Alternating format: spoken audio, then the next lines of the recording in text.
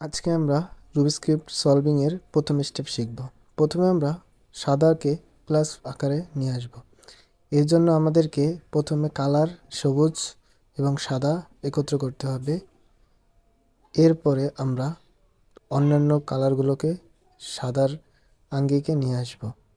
যেমন কমলা নিয়ে এসেছি, কমলা মিলে গেছে এবং সবুজ। এর পরবর্তীতে আমাদেরকে লাল এবং সাদা আনতে হবে। তাহলে লাল এইখানে একটু ঘুরিয়ে দিলেই আমরা লালটিকে নিয়ে আসতে পারি, মিলে গেছে। এবং আমাদের তিনটি কোণ মিলে গেছে, তিনটি মিডল মিলে যাওয়ার পরে আমাদের সর্বশেষ যেইটি নীল। তাহলে নীলটি কোথায় আছে আমাদের? নীলটি একটু ঘুরিয়ে, হ্যাঁ নিচে।